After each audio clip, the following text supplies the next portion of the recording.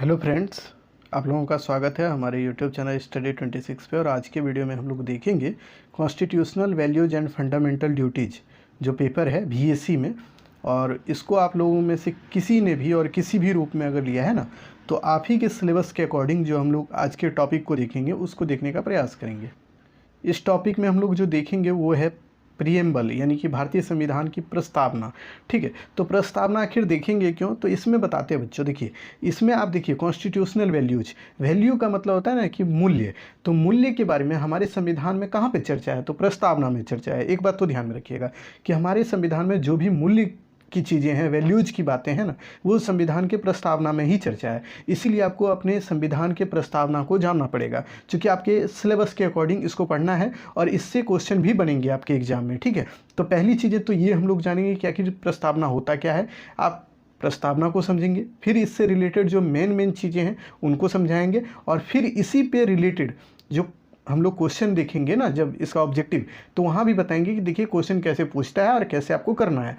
तीसरी बात है यहाँ पे ये समझिएगा बच्चों कि इसको आप अगर समझिएगा ना, तो यूनिट 2 का जो आपका जो शुरू करेंगे इसके बाद, तो वहाँ पे आपको बहुत मदद मिलेगा। और फिर आप देखिएगा यूनिट फर्स्ट में ही एक टॉपिक हम जो छोड़े हुए हैं उसको इसलिए छोड़े हैं ना, इस वीडियो को आप देख लीजिएगा, इसको समझ जाइएगा, तो वह टॉपिक आपको ऑलरेडी आधा समझ में आ जाएगा। और उसके ऊपर हम लोग स्पेशल वीडियो बना के रखे हुए हैं, इस टॉपिक को पोस्ट करेंगे, इसको आप देखिएगा, अपने दोस्तों में शेयर कीजिएगा, उसके बाद उसको कर देंगे। ठीक है, तो वो पूरा कर लीजिएगा, तो यूनिट 1 आपका कंप्लीट हो जाएगा। चूँकि हमने इसी तरह से फॉर्मेट क्लास को किया ना, ताकि आपका एक टॉपिक के साथ दूसरा टॉपिक लिंक रहे और आप चीज़ों को समझते चले।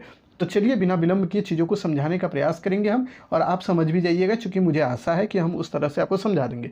चलिए, पहली बात ये देखिए कि भारत के संविधान में प्रस्तावना का चर्चा नहीं है बच्चों। ठीक है, इसको बाद में प्रस्तावना बोला गया, लेकिन इसका नाम पहले रखा गया था भारत के संविधान में उद्देशिका। तो उद्देशिका को प्रस्तुत करने वाले कौन थे, पहली चीज़ें देखिए, 2-3 बातें इससे रिलेटेड बातों को हम बता देते हैं, फिर हम इस पे चर्चा करेंगे। ठीक है, तो इस उद्देशिका को, जो उद्देश्य प्रस्ताव जो था ना भारत के संविधान में, देखिए ये था, जो इसका मेन रूप था ना, यही था भारत के संविधान का उद्देशिका, ये था। ठीक है, ये आपको दिख रहा होगा।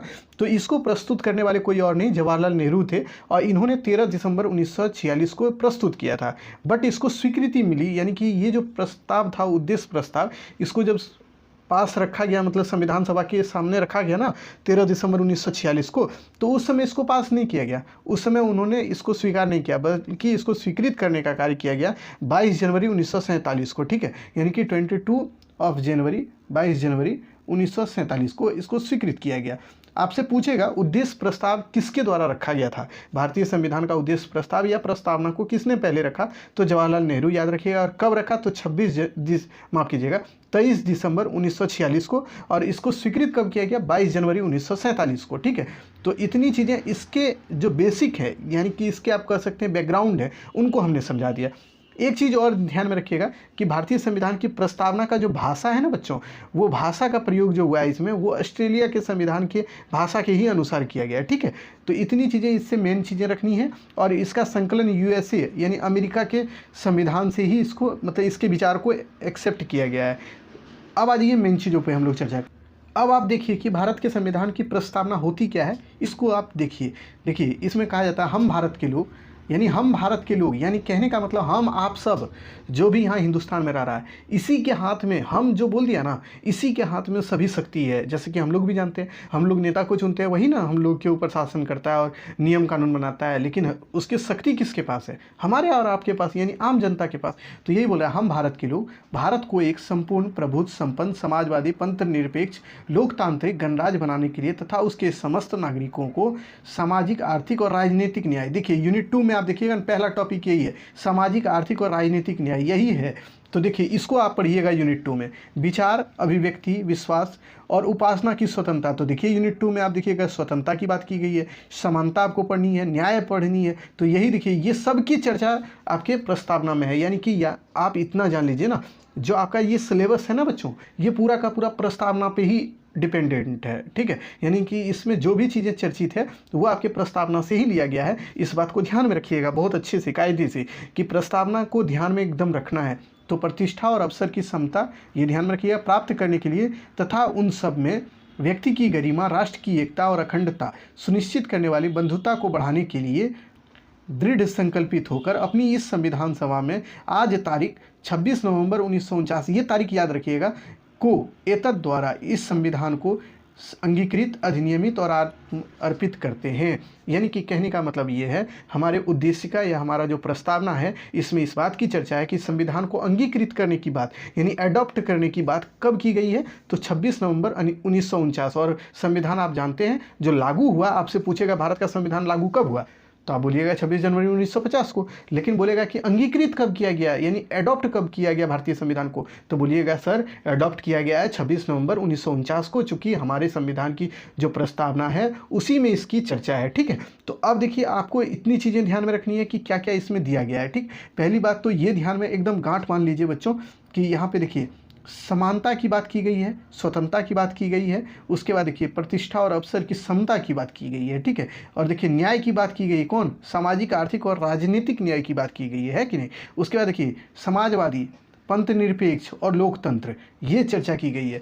इसी के बारे में आपको हमने पहले भी बताया था, समाजवाद और पंथ निरपेक्ष आगे बताएंगे, समाजवाद आपका पहले हो चुका है, लोकतंत्र बता चुके हैं, तो पंथ निरपेक्ष भी देखिए यही प्रस्तावना में है। ठीक है, पंथ निरपेक्ष का मतलब था धर्म निरपेक्ष, यानी कोई भी धर्म नहीं, यानी हमारे देश का धर्म क्या है, कोई धर्म नहीं, यहाँ पे कोई भी धर्म सर्वोत्तम नहीं है, बल्कि यहाँ पे जो भी लोग रह रहे हैं वो किसी भी धर्म को अपना सकते हैं। इसके बारे में तो अगली वीडियो में हम लोग चर्चा कर ही लेंगे, बट अब आज ये मेन चीज़ों को देख लेते हैं। इसमें आखिर ये जो मेन है ना प्रस्तावना, यही है आपका, देखिएगा यह हमारे संविधान का इसी तरह लिखा गया है और इसको ध्यान में रखिएगा कि यही चीज़ें हैं आपका प्रस्तावना में।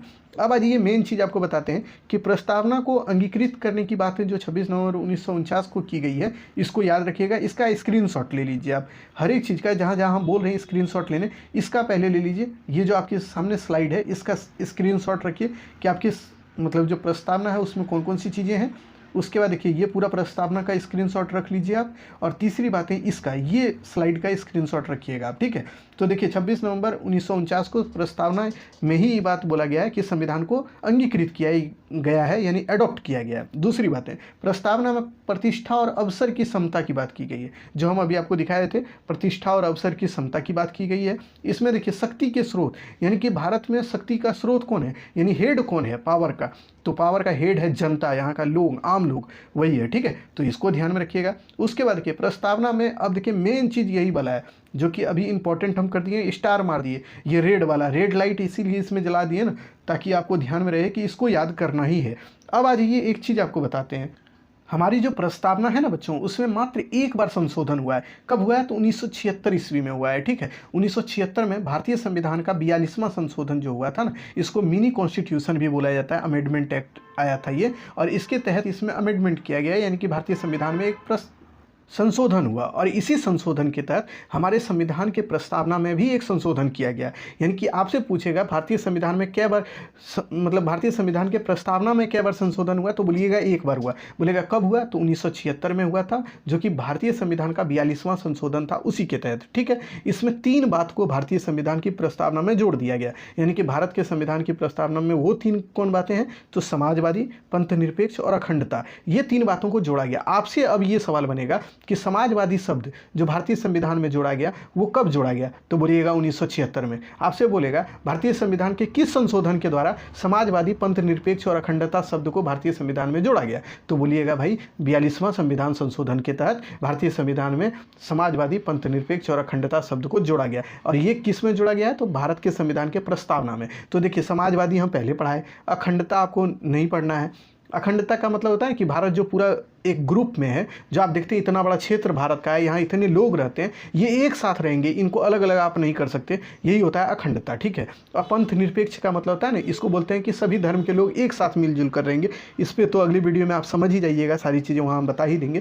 तो लेकिन इसको याद रखिएगा कि भारतीय संविधान में ये 3 बातें, इसको याद करने का पॉलिटिकल साइंस वाले जो बच्चे हैं उनको तो हम बताए ही थे, लेकिन आप लोग भी याद रखिएगा, इसका 3 वर्ड याद रखिए खाली, नहीं तो आपको कन्फ्यूजन होते रहेगा। तो ये 3 वर्ड याद रखिए, 100 प अ, यानी 100 प अ याद रखिए, समाजवाद, पंथ निरपेक्ष, अखंडता। 100 प अ 3-4 बार बोलिए, याद हो जाएगा। और यही याद रख लीजिए 100 प अ, तो यानी कि संविधान के प्रस्तावना में 3 बातों को जोड़ा गया। 100 से हो गया संविधान, प से हो गया प्रस्तावना, में 3 बातों को जोड़ा गया। वो 3 मतलब अ जो ऐसे लिखे हैं, तो ये 3 की तरह लग रहा है ना, तो यही 3 बातें क्या जोड़ा गया, तो 100 से हो गया समाजवादी, प से हो गया पंथ निरपेक्ष, अ से हो गया अखंडता।